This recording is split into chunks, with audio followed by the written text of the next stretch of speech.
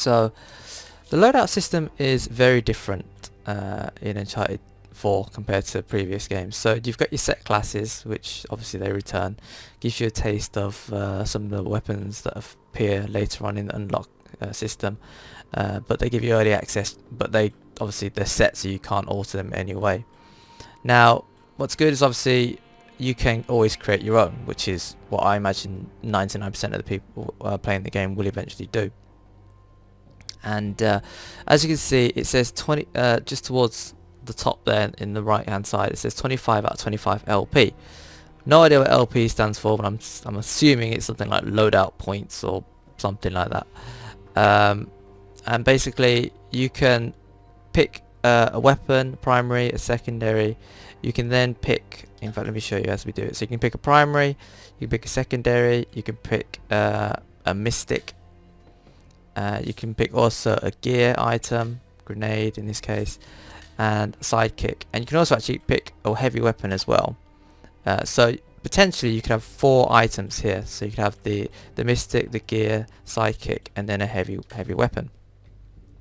But each item, as you can see, has a different LP value. So even within the subcategories themselves, they are different. So you've got the staff of Manco, which is 3, but then you've got the El Dorado, which is 5, and then Jintamani, which is 5 again. Spirit of the Jinn is 4, and Indra's Eternity is 5.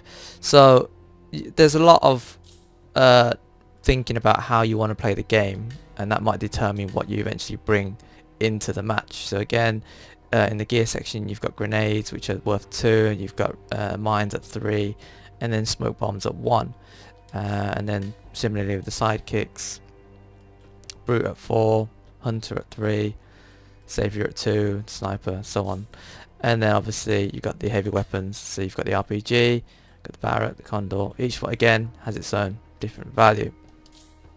So those are your equipment and weapons, and then you can move on to the perks or boosters, and similar thing again here. So each one has its own separate LP value, but what's more interesting is that if you go into each individual booster, they further still have different LPs. So the number you see on the front is just the lowest possible LP of that particular booster. So in this case, Helping Hand level 1 is what I've got. Wait, is 1 point. That's the lowest, as you can see from the menu.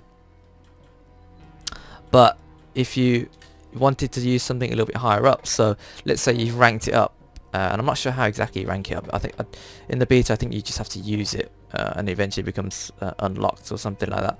Whereas in the final game, I imagine there'll be challenges like there were in Uncharted 3. So as you can see, the higher up, the better the booster, the more LP points it's worth. So it's possible that you might equip only 2 or 1 even booster because it's worth so much. But it's all dependent on how you play the game. So I like to have an even spread. I won't generally bring 4 items in because I know I'm not going to buy them all.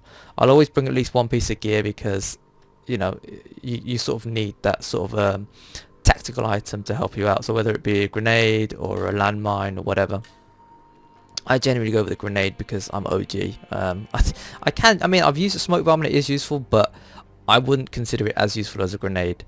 C4 maybe for objective based game modes, but definitely not in Team Deathmatch.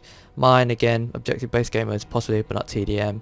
Revive pack, it is useful, don't get me wrong, but it takes time for allies to be revived, and at that point you might as well just go over there and save them, because while they're being revived they can still get killed.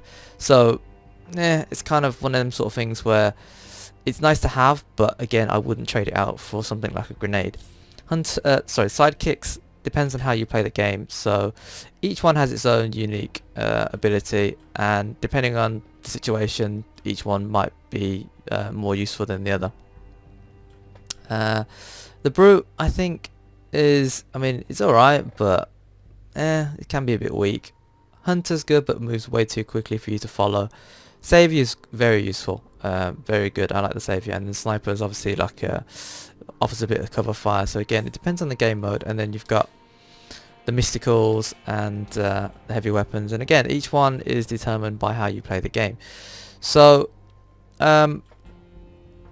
So you really want to max out the 25 points. You don't want to walk into a game having used only 20 points because you've got 5 spare then, which you could have spent on something. So the situation I tend to find myself in when I'm building these classes is that I'll always pick a primary, I'll always pick a secondary, because there's no fast reload and stuff, well, at least not in the beta. So I always pick a primary, I always pick a secondary, I always pick one mystical, and always one piece of equipment. And I'll generally go with either one heavy weapon or one sidekick.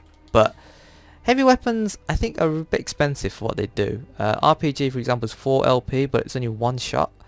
Whereas something like the Condor, which you can possibly get a couple of kills, or any of the bullet firing weapons can get you a couple of kills. The China Lake is definitely not worth 5. That thing is so weak. And so yeah, I'll pick those, and so I'll have 3 there that I can buy in the game, because you won't buy that many, so there's no point maxing out, I don't think, anyway. And then you come to the boosters, and you can obviously, depending on what you're playing or how you're playing, you can pick what you want. So the problem that not the problem, but the thing that I always get ended up with is like I'll end up with like 2 points or 1 point or something like that left over. And yeah, you can just go into a game and ignore that 1 point or 2 point, but there are quite a few boosters out there that are worth 1 point, so why would you not just put them in even if you don't use them? And I imagine in the final game, just by using them, you'll rank up the booster, so you might get cash, or you might get rewards, or you might get XP or whatever. So you definitely want to max it out completely. 25 is the number at the moment. I don't know if that will change or not, but you definitely don't want to leave you definitely don't want to leave more than 1 point, because that's a waste. But as I said, there are 1 point boosters, so you shouldn't really have any problem filling it. So yeah, that's my advice for setting up a custom loadout. As I said, a lot of it is dependent on what you play and how you play, and that's obviously something that you need to just figure out as you go along. You're not going to have it down pat in the first couple of matches. I mean, I played quite a few hours of this beta, and I'm still putting together classes. And there's no harm in experimenting. I don't know how many custom loadout slots you're going to have in the final game, but here it's 6 that I'm using, but I think I can add quite a few more. I don't know how many exactly, but I'm only needing 6 at the moment, and that's getting me along fine. So definitely experiment, definitely just try out different playstyles, different weapons and things, and you'll find during the course of play that you won't actually use all the stuff you bring. So it's quite rare that I use my pistol, but yeah, there are times where in a single match I'll have to pistol swap like 2 or 3 times, so I'm glad to bring it. It is a point. You can bring something that's worth 0, but I find that the power is a really good weapon, so I'm willing to sacrifice a point to bring that along, to make sure that if I need to use it, I can bust it out and pistol swap or whatever it is, finish off an enemy. And yeah, so you could probably get away with just 1 piece of gear and the mysticals. You don't really need to use the sidekicks. Sidekicks are a bit hit and miss for me personally, so yeah, I could live without it. And you could potentially, in this case, I could save 3 points, or I could save quite a few more. I could just bring like the savior. You might not use it, but if you do need it, at least it's it's kind of cheap as well to call in. So yeah, that's my advice for setting up your loadouts and stuff like that. Obviously we'll see more in the final game. I'll probably do another video then, but for the time being this will do. So yeah, thanks for watching. If you enjoyed the video, consider tapping that like button, and until next time, take care and see you later.